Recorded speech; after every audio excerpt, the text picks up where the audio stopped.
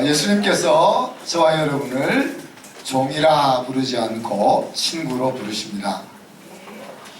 우리를 만드신 창조주께서 피조물인 우리를 친구로 대하십니다. 누구도 친구를 만들기 위해서 자기 생명을 주는 사람을 우리가 본 적이 없는데, 예수님은 친구를 위해 목숨을 버리는 사랑으로 우리에게 친구의 길을 열어주셨습니다. 우리가 하나님이 우리를 예수님의 친구라 부르는 것은 우리를 아브라함과 모세의 자리에 초대하는 것과 같다. 그렇게 우리가 생각해 볼 수 있습니다. 그런데 우리가 예수님의 그 친구로의 초대를 받으려면 우리는 예수님의 사랑의 계명을 받아들여야 하는 겁니다. 사랑은 언제 들어도 기분 좋고, 세시봉이 있으면 한번 불러보면 좋은데요. 사랑 언제 들어도 기분 좋죠? 그러나 쉬운 길은 아닙니다. 왜요? 사랑하는 코드가 맞을 때는 좋은데 나와 코드가 맞지 않는 사람의 경우는 힘들다는 거죠. 그래서 사랑이 우리가 그리스도의 제자다 하는 것을 보여주는 중요한 증거입니다. 하나님을 모르는 사람은 코드가 맞지 않는 사람을 사랑할 수 없지만, 하나님의 제자들은 코드가 맞지 않는 사람을 사랑할 수 있는 거죠. 그래서 어떻게 보면 예수님이 우리를 친구로 초대하는 그 자리는 사랑의 관계 속에서 살아라 하는 초대라고 말할 수 있습니다. 여러분이 한순교회를 택한 그것이 바로 이런 의미가 있다 하는 것을 명심해 주시기를 바랍니다. 자, 오늘은 새로운 피조물의 다른 측면을 좀 살펴봅시다. 우리가 완전히 예수 안에서 새로운 종족이 되었다 하는 것을 우리 계속 생각해 보았는데, 그 반대편 내용을 한번 살펴봅시다. 반대편, 지나간 이전의 것에 대해서 한번 생각해 봅시다. 지나간 이전의 것은 얼마나 새 사람으로 내가 살고 있는지 하는 것을 알 수 있는 시금석이 됩니다. 자, 오늘 읽었던 본문은 이전 것은 모두 지나갔다 그렇게 선언하고 있습니다. 이 말은 무슨 말입니까? 하나님을 만나기 전에 그것들이 더 이상 내 인생을 좌지우지하지 못하는 상태가 되었다 하는 이야기입니다. 왜? 복음이 능력으로 나에게 임했기 때문에. 복음이 그냥 나를 천국으로만 이끌고 끝나는 것이 아니라 내가 인생 살아가면서 겪는 수많은 상황과 사건을 넘어서게 만들어주는 돌파구가 되기 때문에 그렇습니다. 물론 우리가 이 복음을 알기 전, 하나님을 만나기 전에 그들에 또 걸려 넘어지기는 하지만 그러나 더 이상 과거에 발목이 잡혀서 살아서는 안 된다, 살 수는 없다는 이야기입니다. 이것은 하나님이 그래 옛날 것은 없던 것으로 쳐줄게, 이것이 아니라 정말 없는 것으로 처리되었다는 이야기입니다. 예수님께서 십자가에 달려 돌아가시면서 마지막 남긴 말이 뭡니까? 테텔레스타이, 그러니까 다 지불했다.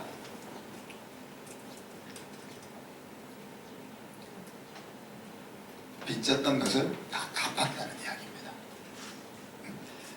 그래서 우리가 하나님 앞에서 새 사람이 되기 위해서, 혹은 하나님 앞에서 의인이 되기 위해서 더 이상 내가 치러야 될 것은 아무것도 없다는 이야기입니다. 자, 여기서 이전 것은 지나갔으니 할 때 이전 것은 육체의 것들입니다. 육체의 것들, 그죠? 육체의 것들은 크게 두 가지입니다. 하나는 내가 내세웠던 자랑들. 우리가 하나님을 만나기 전에 잘 나가던 거 있잖아요. 잘 나가던 거. 없나요? 잘 나가던 거. 잘 나가는 거. 그 잘 나가는 것들은 우리로 하여금 이렇게 콧대를 높아지게 만들어서 교만하게 하고, 결국은 이제 우리가 믿음 안으로 들어왔음에도 불구하고 그 잘 나가는 것들이 계속 사라지지 않고 존재하면은 이제 교만으로 가서 신앙이 아닌 종교로 빠지게 됩니다. 자, 그 다음 또 육체의 것 하나가 있는데, 그것은 내 인생에 없었으면 좋겠다 하는 생각, 없었으면 좋았겠다라고 생각되는 것들 있잖아요. 옆에 있는 사람이 없었으면 이러면 안 된다. 네, 내가 다시 태어나도 옆에 있던 사람하고 또다시 살 거야, 이렇게 돼야 되는 거예요. 내 인생에 없었으면 좋겠다는 생각되는 그것이 지나가지 않았으면은 이것이 우리 인생의 발목을 잡는다는 거예요. 복음을 만나면은 이 두 가지가 사라진다는 것입니다. 하나님 모를 때 하던 그 자랑거리도 사라지고, 하나님 모를 때 나를 힘들게 했던 나의 약함과 아픔들도 사라진다는 이야기입니다. 사라지는 것으로 끝나는 것이 아니고, 더 나아가서는 이것이 내 인생 승리의 재료가 된다는 거예요. 우리가 이까지 가야 되는 거예요. 로마서 8장 28절, 이건 우리가 죽다가도 죽을 때까지도 잊지 말아야 될 말씀인데, 우리가 알거니와 하나님을 사랑하는 자 곧 그 뜻대로 부르심을 입은 자들에게는 모든 것이 합력하여 선을 이루느니라. 그 모든 것이라는 것 속에 내 인생의 오점과 같은 것들, 내 인생에 없었으면 하는 것들까지가 포함되는 겁니다. 그래서 하나님은 너 나 모를 때 했던 거 엎퉁치주고 그냥 새롭게 하자, 이게 아니에요. 하나님 모를 때 가지고 있었던 그 아픔들까지도 다 뭘로? 내 인생의 승리와 행복의 재료들로 사용하신다는 이야기입니다. 이것이 이제 바울이 경험한 하나님이에요. 바울이 경험한 하나님이에요. 그죠? 그리고 바울이 경험한 하나님이 성경에 기록된 것은 뭡니까? 하나님이 그래, 너 경험이 맞아, 이제 너가 신앙생활 하면서 깨달은 그 깨달음이 맞아 라고 하나님이 승인해 주신 것이고, 그리고 이제 우리가 그것을 복음으로 살아내는 것이죠. 복음을 만나기 전에 바울은 율법의 대가였습니다. 그죠? 율법의 대가였습니다. 빌립보서 3장 4절로 6절에 보면 바울이 이렇게 자기를 자랑합니다. 자랑하고 싶어서 자랑하는 것이 아니고, 어줍지 않은 인간들이 자랑하고 있으니까, 야, 너희를 자랑해?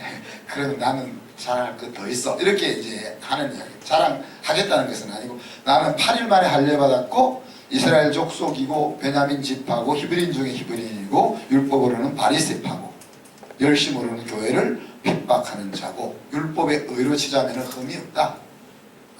율법의 세목을 지키는 거로 치자면 나는 하나도 걸릴 것이 없는 완벽한 사람이다 라고 자기를 소개합니다. 자, 이것이 이런 과거에 하나님을 만나기 전에 바울의 자랑거리, 그죠? 자랑거리가 어떻게 됐어요? 사라져버립니다. 그죠? 복음을 만나면 사라집니다. 그래서 이것을 바울은 뭐라고? 내가 이 모든 것을 다 해로운 것으로 여긴다. 심지어는 배설물로 여긴다 그러잖아요. 그리고는 이제 뭘 하러 나갑니까? 은혜의 복음을 전하는 사도로 살아가는 거죠. 자, 이것은 바울이 하나님을 만나기 전에 자랑거리였다면, 바울이 하나님을 만나고 나서 자기가 하나님을 만나기 전에 부끄러웠던 삶들이 있잖아요. 뭡니까? 자기가 만약에 하나님을 안 만났더라면 이런 것들이 부끄러울 거가 없는데, 하나님을 만나고 나서 보니까 자기가 예수 믿는 사람들을 잡아 옥에 가두는 일을 했잖아요. 그런 것은 없었으면 좋았을 일이잖아요. 그죠? 심지어 다메섹까지 찾아가면, 그리고 스데반이 돌에 맞아 죽을 때 쟤는 돌에 맞아 죽는 것이 합당해 라고 동그라미 표 찍는 것에 가담했단 말이에요. 이런 흑역사들은 없었으면, 자기 인생 없었으면 하는 것들이죠. 그리고 또 한 가지는 그의 육체의 가시가 있잖아요. 육체의 가시. 사도 바울은 그것을 사단의 사자라 표현을 했는데, 사도 바울의 기도를 보면 사도 바울은 자기의 병 낫기를 기도할 성향의 사람이 아니에요. 그런데 이 병 낫기를 위해서 3번이나 간구했다 그랬잖아요. 그래서 자기가 그만큼 복음을 위해서 살기 위해서는 건강이 필요한데, 이것이 그냥 배가 좀 아프고 말이지 머리가 좀 띵하고 이런 게 아니고 정말 사역을 못할 정도로 힘들게 하는 그런 아픔이었던 거죠. 그러니 이제 이것을 가지고 기도하잖아요. 근데 이런 바울의 인생에 있어서 없었으면 좋았을 것 같은 이런 것들도 뭐라고요? 다 지나갔다는 거예요. 다 지나갔다. 자, 이런 거 생각해 볼 때 저와 여러분의 인생 가운데, 우리의 마음 가운데, 우리의 행동 가운데 사라져야 할 것이 있지 않나요? 사라져야 할 것. 성경은 우리가 이제 다 지나갔다, 새 사람이 되어서 이전 것은 지나갔다 그랬는데, 나폴레옹이 한 말이 있잖아요. 나의 사전에는 불가능이 없다. 그거를 내가 불어를 좀 알면 멋있게 딱 한마디 해드릴 수 있는데, 불어를 몰라가지고, 불어를 영어로 직역해놓은 것을 보면 The word impossible is not French, 그렇게 되어 있어요. 그게 무슨 말이에요? 불가능이란 말은 프랑스 말이 아니야. 나폴레옹 프랑스 사람이잖아요. 그러니까 무슨 말? 그래서 이제 그 말의 의미가 내 사전에는 불가능이 없다, 내 사전에는 불가능이 없다, 다 같은 의미가 되는 거죠. 복음을 만난 복음을 만난 성도의 사전에 사라져야 될 단어들이 있습니다. 여러분 어떤 거 사라졌으면 좋겠습니까? 제가 오늘 몇 가지만 얘기가 그거 다 하려면 세월이 갈 거기 때문에 제가 몇 가지만. 이미 우리가 골로새서에서 새 옷을 입는 이야기를 하면서 하나는 다루었습니다. 뭡니까? 누추하고 어리석은 말, 희롱의 말, 그런 것들은 다 지나간 것들이다. 지나간 것들이다. 그건 설명하면 되겠죠. 그 다음 또 하나는 안 돼라는 말, 아니오라는 말, 아니오라는 말. 아니오라는 말을 하려면은, 안 돼라는 말을 하려면은 엄청 기도도 많이 하고 고민을 많이 한 다음에 그 안 돼라는 말을 써야 돼요. 왜? 어떤 플랜을 이야기할 때는 그 플랜을 이야기하는 사람은 수없이 많이 고민하고 기도하고 그 이야기를 꺼내는 거거든요. 그런데 한 쾌에 안 돼. 우리가 그렇게 하면 안 된다는 거예요. 그래서 제 모교회가 이제 수영대교인데, 수영대교 목사님은 당회를 이끌고 가시면서 안 돼라고 말할 사람은 안 돼라고 말하지 말고 기도해라. 빠지라. 그 일에 빠지고 그냥 기도해라. 그렇게.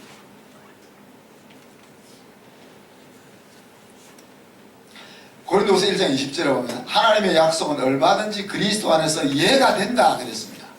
그러니까 무조건 모든 일에 그냥 하라는 말이 아니고 하나님의 약속은 어떤 상황 속에서도 이해가 된다는 이야기입니다. 그래서 이해가 되니까 바울이 하는 말이 뭡니까? 우리가 아멘하여 하나님께 영광을 돌린다. 그렇게 이야기했습니다. 하나님의 약속이 예를 들어서 아브라함에게 주어졌을 때 그 약속이 이루어지기까지는 430년의 세월이 지나서 이루어졌습니다. 눈에 보이는 대로 하자면 아브라함은 아니오라고 할 수밖에 없는 거죠. 그죠? 그리고 중간중간에 아니오까지는 안 많이 했잖아. 할 때마다 하나님 나타나가지고 입을 딱 입을 막으셔서 아니오까지 안 가게 하셨는데,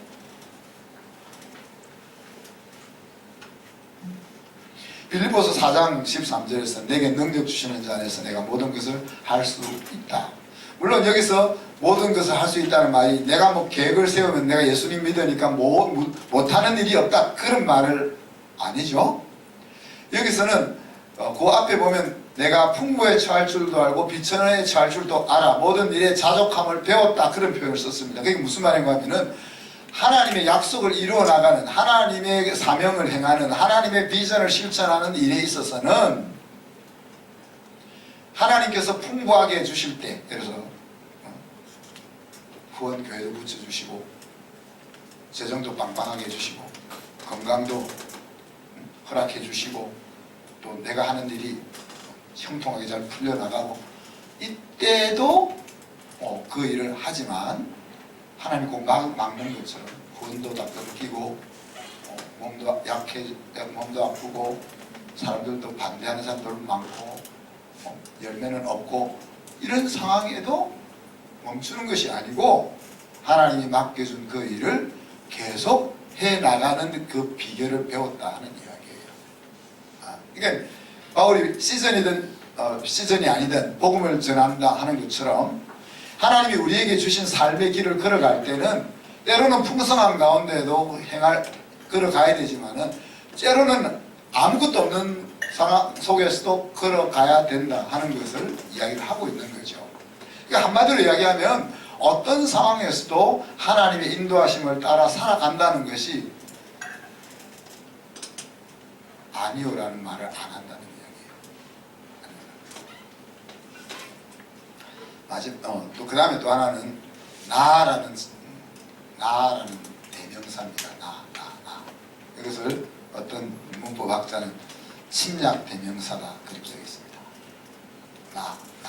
누가복음 12장 11절로 15절로 21절을 보면 예수님께서 사람이 가지고 있는 탐심에 대해서 이야기하면서 부자 비유를 들어주시잖아요. 이 부자가 이렇게 이야기합니다. 한 부자가 밭에 소출이 풍부해서 이제 곡식 쌓아둘 곳이 없다. 그래서 이렇게 이야기합니다. 내가 곡식 쌓아둘 곳이 없으니 어찌할까? 내가 이렇게 하리라. 내 곡간을 헐고 더 크게 짓고 내 모든 곡식과 물건을 거기 쌓아두리라. 또 내가 내 영혼에게 이르되 영혼아 여러에 쓸 물건을 많이 쌓아두었으니 평안히 쉬고 먹고 마시고 즐거워하자 하리라 그랬습니다. 그래서 계속 등장하는 것이 나입니다. 네.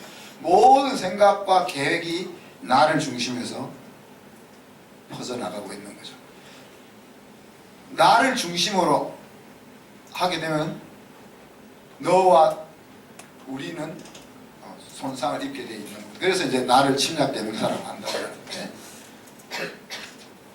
그래서 이 나라는 것이 좀 사라져요. 나라는 것이 사라진다는 말은 탐심이 사라진다는 말이고, 다르게 이야기하면 하나님을 위하여 부요하게 사는 사람으로 간다는 이야기죠. 자, 마지막으로 하나 더 우리의 사전 속에 없어져야 될 단어는 상처라는 겁니다. 상처. 이사야 53장 5절에 보면 그가 찔림은 우리의 허물 때문이요 그가 상함은 우리의 죄악 때문이라.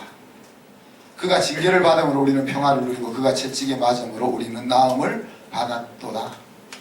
그러니까 예수님께서 우리의 상함을 치유하기 위해서 대가를 다 지불했다는 이야기입니다. 그래서 더 이상 내가 내 옛날 상처에 갇혀 있을 이유가 없다. 갇혀 있어도 안 된다는 거예요. 예수님의 별명이 그래서 상처 입은 치료자입니다. 그냥 하나님이니까 너 용서해 줄게 이렇게 한 것이 아니고 신이 우리의 잘못 죄를 용서해 주기 위해서 당신이 상처 입는 자리까지 나아가는 겁니다.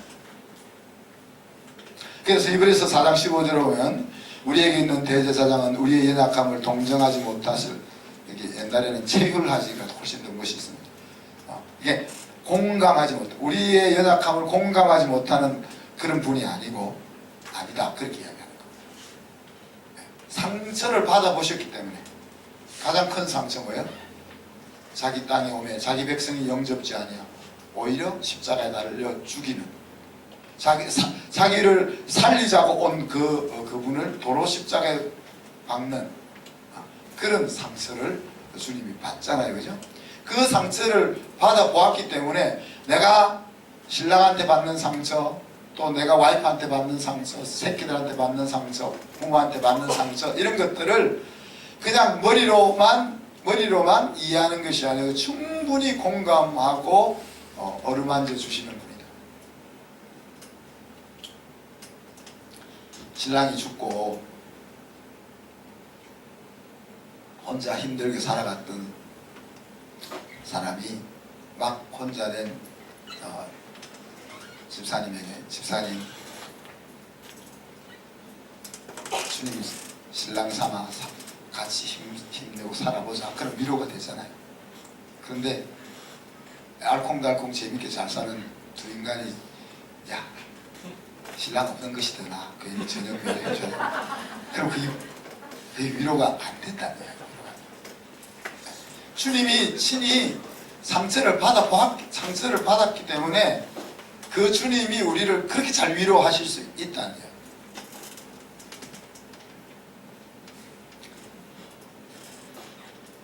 상처가 지나갔다는 말은 뭔 말이에요? 상처가 쓴 뿌리로 남아있지 않는다는 거예요. 그런데 여기서 끝나면 상처가 그냥 쓴 뿌리로 남지 않는 것으로 끝나는 것이 아니고 그것이 더 성화되어 가지고 열정과 공감으로 가야 되는 거예요. 여러분, 대부분의 패션은 상처에서 옵니다. 여러분, 특별한 몇 사람 빼고는요, 내가 뭔가 몰입하고 내가 이걸 꼭 해야 되겠다고 열정을 가지고 일할 수 있는 에너지는 상처에서 오는 거예요. 내가 학창시절에 공부를 못해가지고 힘들었기 때문에 죽도록 우리 새끼들을 공부시키려고. 자기는 공부 못해놓고 애가 공부 못하면 이해가 안 되고.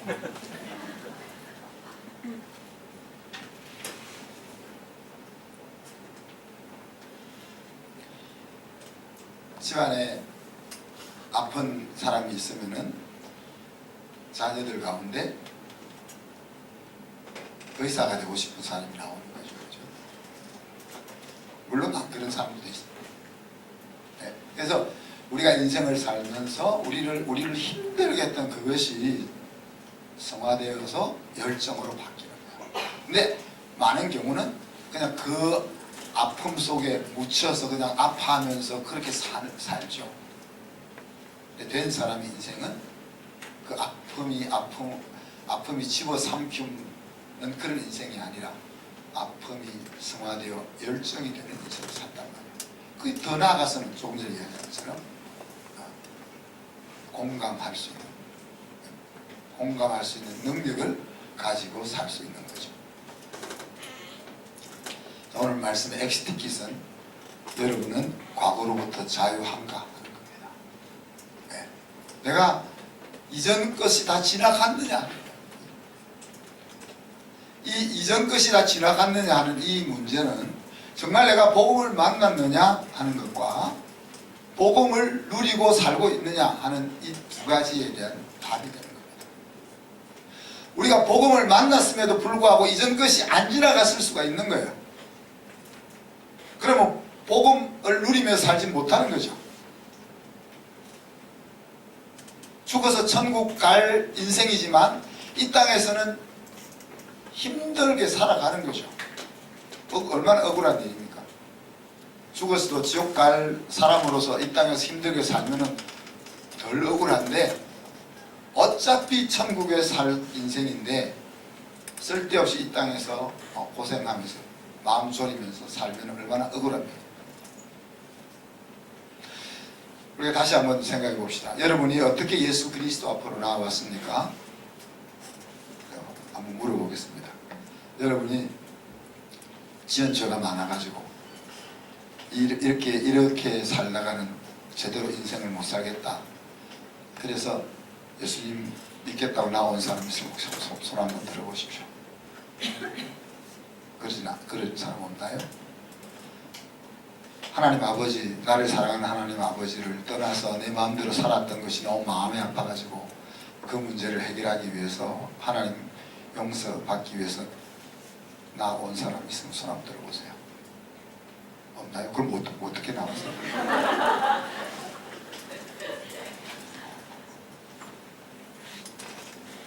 그러니까 우리가 죄의 문제를 해결받기 위해서 하나님 앞에 나온 것이 아니다는 이야기예요. 우리가 하나님 사랑을 알고 하나님 앞에 나오는 거죠. 그리고 나서 하나님의 자녀가 되고 보니 하나님 없을 때 모습들이 하나하나 이게 참 문제였다는 것을 그제서야 깨닫는 거죠. 말씀을 통해서 또 옆에 있는 순원들을 통해서 깨닫는 거죠. 그리고는 현실 속에서 하나님 만나기 전에 나의 그 옛 과거들이 나를 힘들게 하는 것을 계속 우리가 경험하면서 사는 거죠. 그렇기 때문에 복음 안에 나왔지만 하나님과의 사귐을 진행하면서 우리는 이전 것들을 청산하는 겁니다. 그리고 청산하는 것에서 끝나는 것이 아니고 그 이전 것들이 뭐요? 내 인생 승리의 재료들로 재사용될 수 있도록 있는 자리까지 나아가야 하는 겁니다. 그렇기 때문에 우리가 항상 말씀과 기도 그리고 하나님께서 깨닫게 해주시는 말씀대로 살아가는 삶이 필요한 겁니다. 우리가 죄인이라는 사실을 깨닫는 것은 중요합니다. 그러나 하나님이 우리가 죄인이라는 것을 깨닫게 하시는 이유가 그래 내가 죄인이지 하면서 고개 숙이고 죄책감 가운데 살아라고 죄를 깨닫게 해주시는 거 아니에요. 죄를 깨닫게 해주시는 이유는 그리스도의 은혜 앞으로 나아가게 하기 위해서 우리로 하여금 죄를 깨닫게 하시는 거죠. 과거의 그 잘못들과 연약함들이 계속 나를 잡아당기는 그 죄책감은 우리를 종으로 살게 만들고 우리를 무기력하게 살게 만듭니다. 그래서 어떻게 보면 하나님의 자녀들인 우리들을 무기력한 그리스도인으로 살게 만드는 사단의 전략 중에 하나가 죄책감인 거예요. 죄책감. 저와 여러분에게는 대제사장이신 예수 그리스도가 계십니다. 우리가 할 일은 과거가 내 인생을 내 발목을 잡아당길 때마다 은혜의 보좌 앞에 나아가야 되고 예수 그리스도께서 이루어 놓으신 그 용서를 주장해야 하는 것입니다. 우리가 이미 그리스도 안에서 새로운 피조물이 되었지만 이전 것은 다 지나갔다고 말하고 있지만 이전 것이 아직 우리 속에 남아있다는 이야기죠. 남아있는 것이 어떻게 되어야 내 인생 승리의 재료로 사용되는 자리까지 가야 비로소 우리가 이전 것은 지나갔으니 보라 새 것이 되었다 하는 그 말씀이 우리의 말씀이 되는 겁니다. 이 시간 말씀 생각하면서 한 1, 2분 동안 기도합시다. 하나님 우리를 과거로부터 완전히 자유케 해주시고 과거의 나의 약함과 어리석음들이 내 인생 승리의 재료가 되게 하여 주옵소서. 같이 한번 기도합니다.